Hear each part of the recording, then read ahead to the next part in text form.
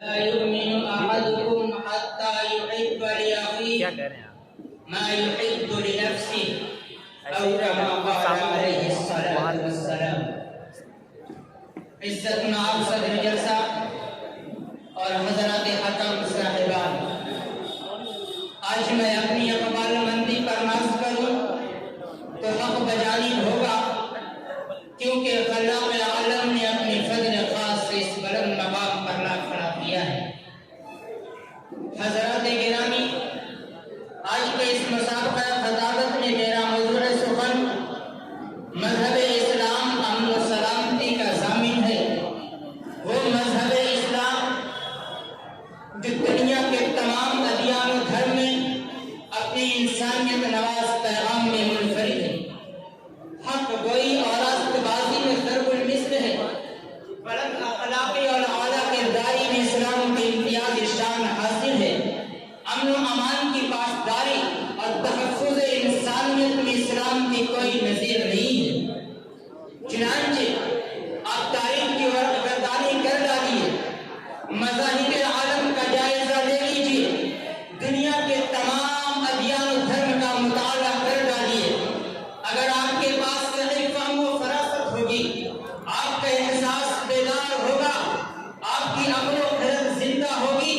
عدل و انصاف نے آپ کو مس کیا ہوگا، تو آپ برملا یہ اظہار کریں گے کہ مذہب اسلام کی نظیر نہ کل تھی، نہ آج ہے، نہ قیامت تک کوئی پیش کر سکے گا. اس لیے کہ اسلام ہی وہ واحد مذہب ہے جہاں امن و سلامتی کی تعلیم دی جاتی ہے، اخوت و بھائی چارگی کا درس دیا جاتا ہے. مذہب اسلام میں امن و امان کے پھول کھلتے ہیں، صداقت اور سچائی کی شجرکاری کی جاتی ہے، الفت و محبت کی آبیاری کی جاتی ہے، ایک دوسرے کی مزاج پرسی اور غمخواری اسلام کا خاص رسم ہے، اور پوری دنیا کو حق و انصاف کے رنگ میں رنگنا اسلام کا اساسی ہدف اور بنیادی مشن ہے.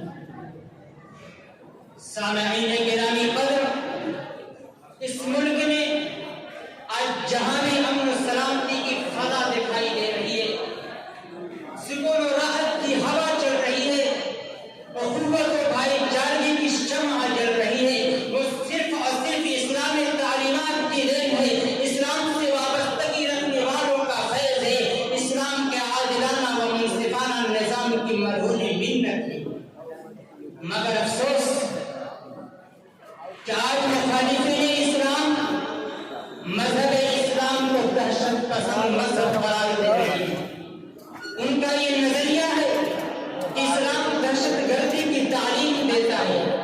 حضرات محترم، سوچیے اور تصور کیجیے کہ اسلام کا دہشت گردی سے کیا تعلق ہے، اسلام اور دہشت گردی میں کیا مناسبت ہے. یاد رکھیے، جس طرح زمین آسمان سے لاحدہ ہے، دن رات سے ممتاز ہے، اندھیرے اور اجالے میں اختلاف ہے، اسی طرح اسلام اور دہشت گردی میں تعارض ہے، اسلام اور بدامنی میں تناقض ہے. جب دن اور رات جمع نہیں ہو سکتے تو بھلا بتلائیے اسلام اور دہشت گرد کیوں نہیں ہو سکتے. اسلام کا امن و سلامتی کا ضامن ہے، صلح و آشتی کا علم بردار ہے. اسلام نے ہمیشہ امن و سکون کی تعلیم کی ہے. سامعین گرامی قدر، اسلام تو وہ اپنے پسند مذہب ہے جس نے فتح مکہ کے موقع پر کفار مکہ جیسے خونخوار ظالموں کو بھی معاف کر دیا. اسلام نے انہیں بھی حیات نو بخشی جو اس کی راہ میں روڑے اٹکا رہے تھے. اس لیے اے اسلام دہشت گردوں کو ایک پلڑے میں رکھنے والوں، آؤ اور فتح مکہ جیسے سنگین موقع پر اسلام کی تعلیم کو دیکھو. خلوص و انصاف تشدید نظام کا چشمہ لگا کر خوب غور کرو، اسلام نے وہاں عزت و علم کی تعلیم کی ہے. سامعین گرامی قدر، ابھی اصل میں پڑھ رہا تھا اس لیے چلا گیا. مذہب اسلام، سامعین گرامی قدر،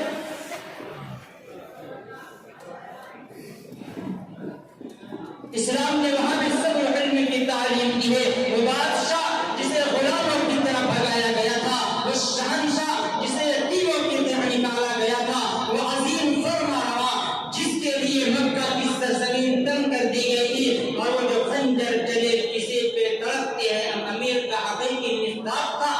ساری مظالم کو بلا کر ظلم و ستم کی ہر کہانی کو پس پشت ڈال کر تمام انتصاری کو سینے سے لگا کر مکے میں داخل ہوتا ہے اور اعلان کرتا ہے الیوم یوم المرحمہ الیوم یوم بر و وفا، آج معافی کا دن ہے، آج رحم و کرم کا دن ہے۔ حضرات گرامی ٹیڑھا پڑ رہا غور سے ہے سنیے اور انصاف کی زبان سے بتائیے کہ اسلام ہم دشمن ہے یا ہمیں معافی؟ وہاں پہ راستہ پڑ رہا ہے۔ آپ یقین کیجیے اگر اللہ کے رسول چاہتے تو اس دن ہزاروں تلواریں ٹوٹ جاتی، بے شمار خنجروں کی دھار ختم ہو جاتی، نہ جانے کتنے نیزے بیکار ہو جاتے۔ آپ صلی اللہ علیہ وسلم کی ہلکی سی ایمان پر پورے مکے میں قتل عام ہو جاتا، خشک و خون کی ندیاں بہ جاتی، اور آپ کے ایک اشارے پر نہ جانے کتنے قبیلوں اور خاندانوں کا سفایا ہو جاتا، لیکن آپ کے دست اقدس میں تو اسلام کا عالم تھا، آپ کے سینے اندر اسلامی شمع فروزہ تھی، چنانچہ آپ کفار مکہ کی امیدوں پر کھڑے اترے اور انتہائی سکون و وقار کے ساتھ فرمایا لا تثریب علیکم اليوم اذهبوا وانتم الطلقاء۔ دیکھا آپ نے اسلام کی تعریف، اسلام کا منصفانہ نظام اور امن و سلامتی کا واضح پیغام۔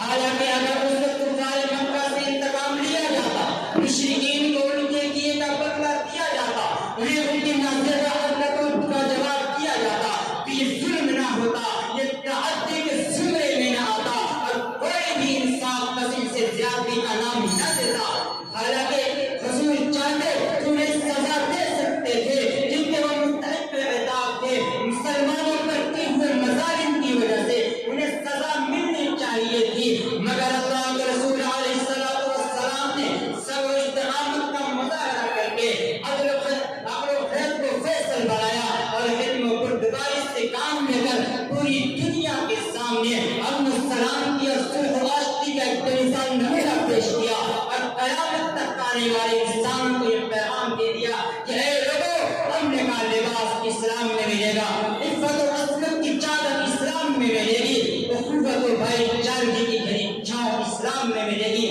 مزہ برسات کا چاہو تو ان آنکھوں میں آ بیٹھو، مزہ برسات کا چاہو تو ان آنکھوں میں آ بیٹھو، سیاہی ہے سفیدی ہے شفق ہے ابر